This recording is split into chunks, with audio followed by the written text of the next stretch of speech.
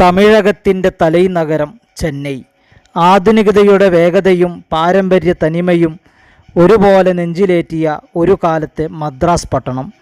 Local ട്രെയിനുകളുടെ horn ശബ്ദങ്ങൾക്കിടയിലും വിയർപ്പൊഴുക്കുന്ന തെരുവുകളിലൂടെ ചരിത്രങ്ങളുറങ്ങുന്ന സൂഫി ദർഗകൾ സന്ദർശിച്ച് മനോഹരമായ കാഴ്ചകൾ കണ്ട് ഒരു യാത്ര തമിഴ്നാടിൻ്റെ gate വേയിലേക്ക്.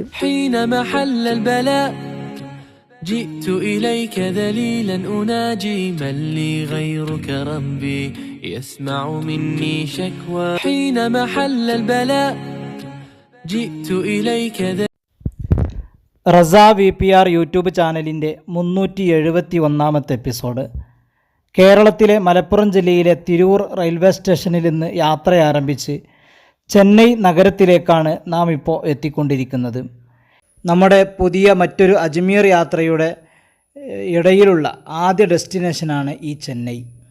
Gate way of south ഇന്ത്യയുടെ പ്രവേശന കവാടമെന്നും ഫ്ലൈ ഓവറുകളുടെ നാട്, ഇന്ത്യയുടെ മെഡിക്കൽ തലസ്ഥാനം, ഇന്ത്യയുടെ ബാങ്കിംഗ് തലസ്ഥാനം തുടങ്ങിയ ഒട്ടനവധി വിശേഷണങ്ങൾ കൊണ്ട് തല ഉയർത്തി നിൽക്കുന്ന ചെന്നൈ നഗരത്തിലേക്കാണ് നാം എത്തിച്ചേർന്നിട്ടുള്ളത്.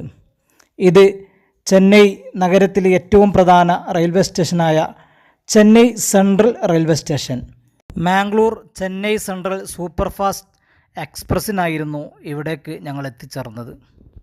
റെയിൽവേ സ്റ്റേഷൻ്റെ വളരെ മനോഹരമായ രീതിയിലുള്ള കെട്ടിടമാണ് നമ്മൾ ഈ കാണുന്നത്. പേരുകളുടെ കൂട്ടത്തിൽ ഇന്ത്യയിലെ ഏറ്റവും വലിയ പേരുകളുള്ള സ്റ്റേഷനുകളിലൊന്നാണ് ഈ റെയിൽവേ സ്റ്റേഷൻ.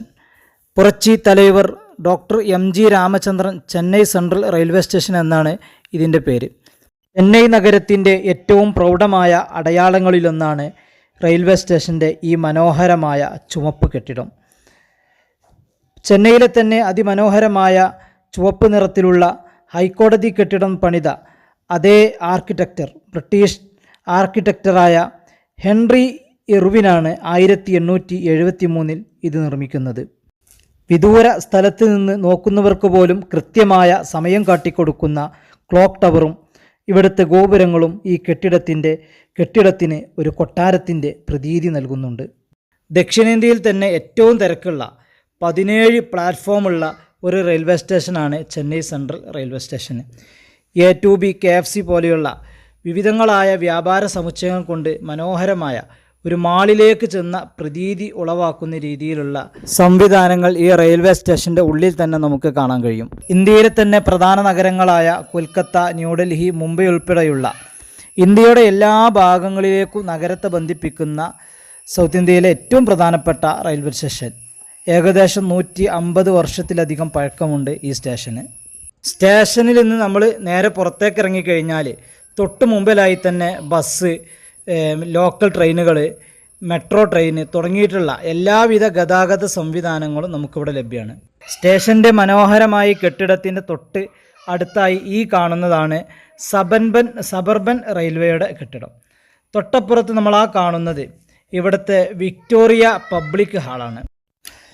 ചെന്നൈയുടെ ചരിത്രവും കലയും പുതിയ തലമുറക്ക് പരിചയപ്പെടുത്തുന്ന ഈ സാംസ്കാരിക പൈതൃക കേന്ദ്രം, നാം ഈ കാണുന്ന വെളുത്തു നിറത്തിലുള്ള മനോഹരമായ ചെന്നൈ കോർപ്പറേഷൻ്റെ ആസ്ഥാനമായ ഈ റിപ്പൺ ബിൽഡിങ്ങിൻ്റെയും റെയിൽവേ സ്റ്റേഷൻ്റെയും ഇടയിലാണ് ഈ വിക്ടോറിയ ഹാള് സ്ഥിതി ചെയ്യുന്നത്.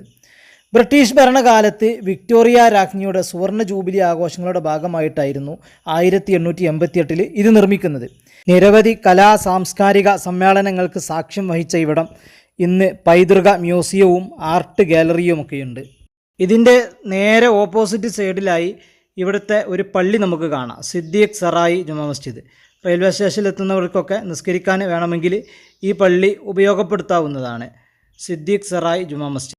ചെന്നൈയുടെ ഭരണസിരാ കേന്ദ്രമായ ഈ റിപ്പൺ ബിൽഡിംഗ് ലണ്ടനിലെ ബിഗ് ബെൻ ഘടികാരത്തോട് സമാനമുള്ള ക്ലോക്ക് ടവറോടുകൂടി യൂറോപ്യൻ റോമൻ ക്ലാസിക്കൽ ശൈലിയിൽ നിർമ്മിച്ച വെളുത്ത നിറത്തിലുള്ള ഈ മനോഹര കെട്ടിടം ബ്രിട്ടീഷ് ഇന്ത്യയുടെ ഗവർണർ ജനറലായിരുന്ന റിപ്പൺ പ്രഭുവിൻ്റെ ഓർമ്മക്കായാണ് 1913 ഇത് സമർപ്പിക്കുന്നത്. അങ്ങനെ ഇനി നമ്മൾ ഇവിടുത്തെ ചെന്നൈയിലെ നഗര കാഴ്ചകളും സിയാറത്തുകളുമൊക്കെ ഉദ്ദേശിച്ച് നമ്മൾ ഇവിടുന്ന് ബസ്സിനായിട്ട് പുറപ്പെടുകയാണ്. റെയിൽവേ സ്റ്റേഷൻ്റെ മുമ്പിലുള്ള ബസ് സ്റ്റോപ്പിൽ നിന്ന് തന്നെ അങ്ങനെ നമ്മൾ ബസ് കയറി ഇവിടുന്ന് നേരെ നമ്മൾ പോകുന്നത് ഈ ചെന്നൈയിലെ തന്നെ ഏറ്റവും പ്രശസ്തമായ സാൻഡ്ലി ഹോസ്പിറ്റൽ ദർഗയിലേക്കാണ്. ഇവിടുന്ന് 6 രൂപയാണ് അങ്ങോട്ടുള്ള ബസ് ചാർജ്. നമ്മുടെ കേരളത്തെ അപേക്ഷിച്ച് വളരെ ചുരുങ്ങിയ ചിലവിൽ നമുക്ക് ഈ തമിഴ്നാട്ടിലെയും അതുപോലെ തന്നെ ചെന്നൈയിലൊക്കെ നമുക്ക് ബസ് യാത്ര നടത്താൻ സാധിക്കും. അങ്ങനെ നമ്മളിപ്പോൾ ബസ്സിലിങ്ങനെ ദർഗ ലക്ഷ്യമാക്കി പോയിക്കൊണ്ടിരിക്കുകയാണ്. ഇന്ത്യയിലെ തന്നെ ഏറ്റവും മികച്ച മെഡിക്കൽ കോളേജുകളിലൊന്നായ തമിഴ്നാട്ടിലെ തന്നെ ചെന്നൈയിലെ തന്നെ ഏറ്റവും പഴക്കമേറിയ ഗവൺമെൻറ് സാൻഡ്ലി മെഡിക്കൽ കോളേജ് ഹോസ്പിറ്റൽ, അവിടെയാണ് നമ്മുടെ ദർഗ സ്ഥിതി ചെയ്യുന്നത്. അതിൻ്റെ കോമ്പൗണ്ടിൽ രാവിലെ ആയതുകൊണ്ട് തന്നെ വിവിധങ്ങളായ വ്യാപാരങ്ങളെ കൊണ്ട് ശക്തമായ തിരക്കുകൾ റോഡിൻ്റെ ഇരുവശവും തെരുവുകളിൽ നമുക്ക് കാണാൻ കഴിയും. അങ്ങനെ ഇപ്പോൾ നമ്മൾ സാൻഡ്ലി മെഡിക്കൽ കോളേജ് ഹോസ്പിറ്റലിൽ എത്തിയിട്ടുണ്ട്. അങ്ങനെ ഹോസ്പിറ്റലിൻ്റെ ഏകദേശം കുറച്ച് ദൂരം ഹോസ്പിറ്റലിൻ്റെ കോമ്പൗണ്ടിൽ നടന്നു കഴിഞ്ഞാൽ ഈ കാണുന്ന ഭാഗത്ത് ഇവിടെ ഈ കാണുന്നതാണ് ബഹുമാനപ്പെട്ട സയ്യിദ് ഹസരത്ത് സയ്യിദ് തുറാബുദ്ദീൻ റളിയല്ലാഹു അൻഹു എന്നവരുടെ ദർഗ.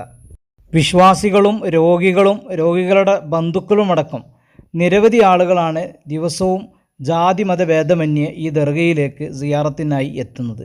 നമ്മുടെ വീഡിയോയുടെ ലെങ്ത്ത് കൂടുമെന്നത് കൊണ്ട് തന്നെ നമ്മൾ ഈ മക്കാമിനെ കുറിച്ച് കൂടുതലായി പറയുന്നില്ല. അത് ഇൻഷാ അല്ലാഹ് മറ്റൊരു വീഡിയോയിൽ നമുക്ക് ചെയ്യാവുന്നതാണ്. അങ്ങനെ സിയാറത്തിന് ശേഷം അവിടെ നിന്ന് നമ്മൾ ബസ് കയറി ഇപ്പോൾ ചെന്നൈ ബീച്ച് എന്ന് പറയുന്ന സ്ഥലത്തേക്കാണ് പോയിക്കൊണ്ടിരിക്കുന്നത്. അവിടെ നിന്ന് നമ്മൾ സബർബൻ ട്രെയിൻ കയറിയിട്ട് ചെന്നൈ എഗ്മോറിലേക്ക് പോകും. ഇവിടെ നിന്ന് ചെന്നൈ ബീച്ചിലേക്ക് ഒരാൾക്ക് 6 രൂപ തന്നെയാണ് ടിക്കറ്റ് ചാർജ് ആയിട്ടുള്ളത്.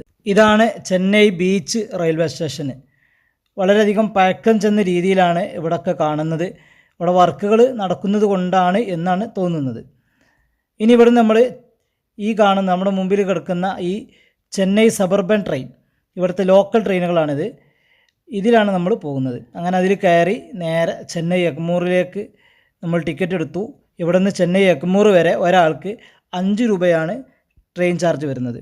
വളരെയധികം കുറഞ്ഞ ചിലവിൽ യാത്ര ചെയ്യാൻ പറ്റുന്ന ചെന്നൈയിലെ ഒരു യാത്രാ സംവിധാനമാണ് ഈ സബർബൻ ട്രെയിൻ. ചെന്നൈയുടെ ഏകദേശം പ്രാന്തപ്രദേശങ്ങളിലേക്കെല്ലാം ഈ സർവീസുകൾ നമുക്ക് ലഭ്യമാണ്. അങ്ങനെ നമ്മൾ ചെന്നൈ എഗ്മൂർ റെയിൽവേ സ്റ്റേഷനിൽ ട്രെയിൻ ഇറങ്ങിയിരിക്കുകയാണ്. ചെന്നൈ സെൻട്രൽ കഴിഞ്ഞാൽ നഗരത്തിലെ ഏറ്റവും തിരക്കേറിയ സ്റ്റേഷനാണിത്. ചെന്നൈ സെൻട്രൽ പ്രധാനമായും വടക്കൻ പടിഞ്ഞാറൻ ഇന്ത്യയുമായി ബന്ധിപ്പിക്കുമ്പോൾ ട്രിച്ചി, മധുര, കന്യാകുമാരി, തിരുവനന്തപുരം തുടങ്ങി തമിഴ്നാടിൻ്റെ തെക്ക് ഭാഗത്തേക്കുള്ള ട്രെയിൻ സർവീസിൻ്റെ പ്രധാന ഹബ്ബാണ് ഈ Chennai Egmore railway station. Central സ്റ്റേഷനെ പോലെ തന്നെ ചെന്നൈ നഗരത്തിൻ്റെ പൈതൃകവും ഗതാഗത പ്രൗഢിയും വിളിച്ചോതുന്ന ഈ സ്റ്റേഷൻ 1908 സെൻട്രൽ സ്റ്റേഷനും ഹൈക്കോർട്ടുമൊക്കെ നിർമ്മിച്ച അതേ ബ്രിട്ടീഷ് ആർക്കിടെക്ചർ ഹെൻറി ഇർവിൻ തന്നെയാണ് ചുവന്ന മണൽക്കല്ലുകൾ കൊണ്ട് ഇന്തോ സാരസനിക് ശൈലിയിൽ ഈ ഒരു കോട്ടയുടെ സമാനമായ രീതിയിൽ ഈ സ്റ്റേഷന് നിർമ്മിച്ചിട്ടുള്ളത്. അന്നത്തെ സൗത്ത് ഇന്ത്യൻ റെയിൽവേയുടെ ആസ്ഥാനം കൂടിയായിരുന്നു ഇവിടം. അങ്ങനെ എഗ്മൂർ റെയിൽവേ സ്റ്റേഷനിൽ നിന്ന് ഏകദേശം ഒരു 800-850 മീറ്റർ നടന്നാൽ പോലീസ് സ്റ്റേഷൻ്റെ തൊട്ടടുത്ത് മോത്തി ബാബ ദർഗ റളിയല്ലാഹുവിൻ്റെ ഈ മക്കാമിൽ നമുക്ക് എത്തിച്ചേരാൻ കഴിയും.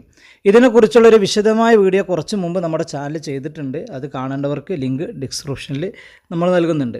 ചെന്നൈ സെൻട്രൽ ട്രെയിൻ ഇറങ്ങുന്ന ആളുകളാണെങ്കിൽ തൊട്ടടുത്ത് തന്നെ മെട്രോ ഉണ്ട് എഗ്മോറിലേക്ക്, അങ്ങനെ വരാം.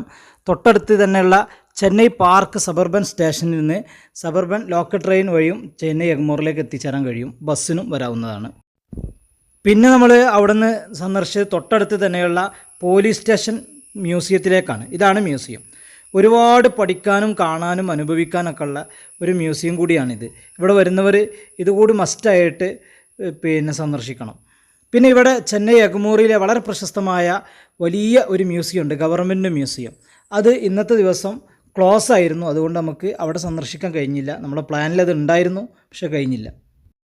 അങ്ങനെ വീണ്ടും നമ്മൾ ചെന്നൈ എഗ്മൂറിൽ നിന്ന് ലോക്കൽ ട്രെയിൻ കയറി ഇപ്പോൾ പല്ലാവരം റെയിൽവേ സ്റ്റേഷനിലാണ് എത്തിയിട്ടുള്ളത്. അവിടെ നമ്മൾ പുറത്തിറങ്ങി ഇനി നമുക്ക് ഇവിടെ കാണുന്ന ബസ്സിന് നമ്മളിവിടെ ദർഗ ഉണ്ട്, പല്ലാവരം ബദറുദ്ദീൻ ഷഹീദ് റളിയല്ലാഹുവിൻ്റെ ദർഗ. ആ ദർഗയിലേക്കാണ് പോകുന്നത്. ഇവിടെ ഈ കാണുന്ന ചെറിയ ബസ്സുകൾ അവിടേക്ക് പോകും. 7 രൂപയാണ് മക്കാമിലേക്കുള്ള ചാർജ്. അങ്ങനെ നമ്മൾ ഇവിടുന്ന് ബസ് കയറി ഇപ്പോൾ ദർഗയിലേക്ക് പോയിക്കൊണ്ടിരിക്കുകയാണ്. നമ്മൾ ഈ ബസ്സിന് പോയിട്ട് സിൻഡിക്കൻ്റ് ബാങ്ക് എന്ന് പറയുന്ന സ്റ്റോപ്പിൽ ഇറങ്ങിക്കഴിഞ്ഞാൽ അവിടുന്ന് ഏകദേശം ഒരു 300-350 മീറ്റർ മാത്രം നടക്കാനുള്ളൂ. ദർഗയുടെ തൊട്ടടുത്ത് കൂടി പോകുന്ന ബസ്സുകളുണ്ട്, അത് ചില സമയത്ത് മാത്രമേ ഉള്ളൂ. ഇതാണ് മഹാനായ ബദറുദ്ദീൻ ഷഹീദ് റളിയല്ലാഹുവിൻ്റെ ദർഗ. ദർഗകളെക്കുറിച്ച് നമ്മൾ അടുത്ത എപ്പിസോഡിൽ വിശദമായൊരു വീഡിയോ ചെയ്യാൻ ഉദ്ദേശിക്കുന്നത് കൊണ്ട് തന്നെ ഈ ദർഗയുടെ ചരിത്രത്തിലേക്ക് നമ്മൾ കടക്കണില്ല. അങ്ങനെ ഇവിടുത്തെ സിയാറത്തിന് ശേഷം വീണ്ടും നമ്മൾ പല്ലാവരം റെയിൽവേ സ്റ്റേഷനിലേക്ക് എത്തിയിട്ടുണ്ട്. ഇനി ഇവിടുന്ന് തൊട്ടടുത്തുള്ള തിരുസൂലം പോകണം. അവിടെ നിന്ന് നമ്മൾ എയർപോർട്ട് മെട്രോയിൽ വീണ്ടും നമ്മൾ യാത്ര ആരംഭിക്കുകയാണ്. അങ്ങോട്ടാണ് ഇനി പോണത്. അങ്ങനെ 5 രൂപയ്ക്ക് നമ്മൾ ടിക്കറ്റ് എടുത്തു. തിരുസൂലം ആണ്, അടുത്ത സ്റ്റേഷൻ തന്നെയാണ്, തൊട്ടടുത്ത് തന്നെയാണ് എയർപോർട്ടിൻ്റെ കാഴ്ചകളൊക്കെ നമുക്ക് പുറത്തുനിന്നൊക്കെ കാണാം. മെട്രോയിൽ അവിടെ നിന്ന് നമുക്ക് കയറാം. ഇവിടുത്തെ Chennai international airport metro connectivity ഉണ്ട്, സബർബൻ ട്രെയിൻ കണക്ടിവിറ്റി ഉണ്ട്, എല്ലാം ഉള്ള ഒരു എയർപോർട്ടാണ്. ഇതാണ് നമ്മൾ വന്ന ലോക്കൽ ട്രെയിന്. ഇനി ഇവിടുന്ന് നമുക്ക് അണ്ടർഗ്രൗണ്ട് വഴി നേരെ എയർപോർട്ടിൻ്റെ മുമ്പിലേക്ക് വഴിയുണ്ട്. അങ്ങനെയാണ് നമ്മൾ പോണത്. തൊട്ട് മുമ്പിൽ തന്നെ എയർപോർട്ട് മെട്രോ സ്റ്റേഷൻ നമുക്ക് കാണാം. ഇതാണ് അണ്ടർഗ്രൗണ്ട് വഴി നേരെ എയർപോർട്ടിലേക്കുള്ള വഴി. അപ്പോൾ ഇതിന് പോകാം നമുക്ക്.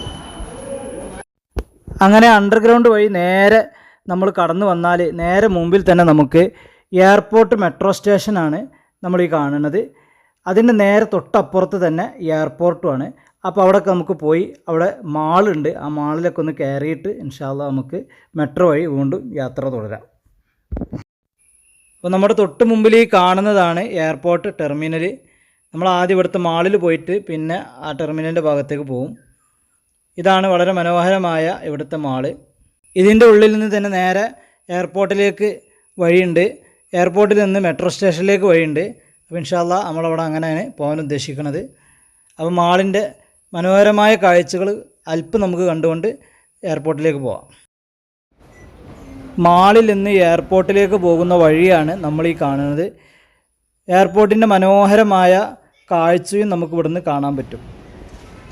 അങ്ങനെ എയർപോർട്ടിലെ കാഴ്ചകളൊക്കെ കണ്ട് ഇനി നേരെ നമ്മൾ മെട്രോ സ്റ്റേഷനിലേക്ക് പോവുകയാണ്. അങ്ങനെ മെട്രോ സ്റ്റേഷനിലെത്തി. ഇനി ഇവിടുന്ന് ടിക്കറ്റൊക്കെ എടുത്ത് നമ്മളിതാ മെട്രോയിൽ പോകാൻ വേണ്ടി പ്ലാറ്റ്ഫോമിൽ എത്തിയിട്ടുണ്ട്.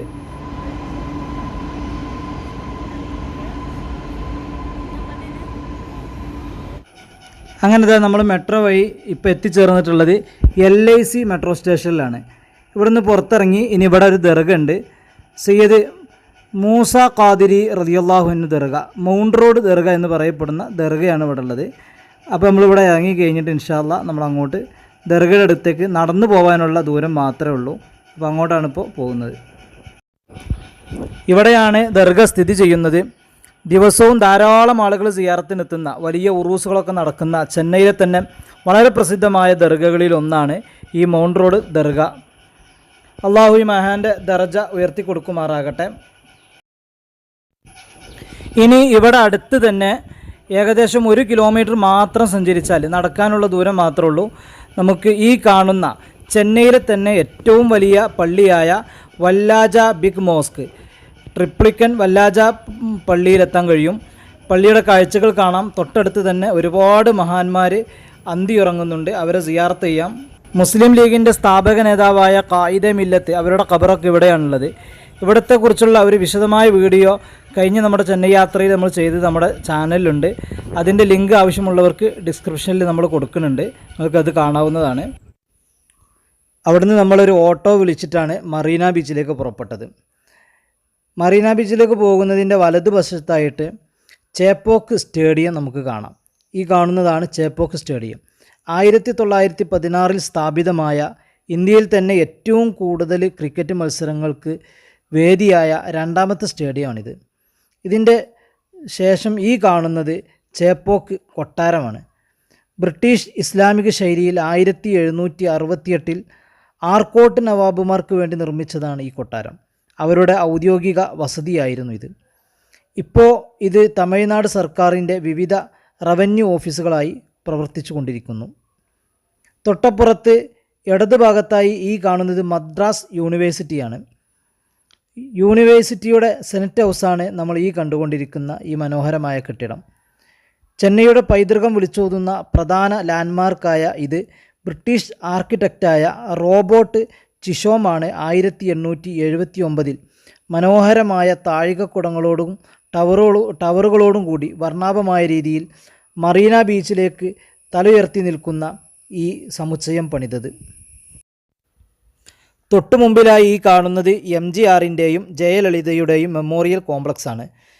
AIADMKയുടെ പാർട്ടി ചിഹ്നമായ ഇരട്ടയില, അതുപോലെ തന്നെ ഗ്രീക്ക് പുരാണത്തിലെ പറക്കും കുതിരയായ പെഗാസസിൻ്റെ വെങ്കല ശില്പവും നമുക്കിവിടെ കാണാൻ കഴിയും.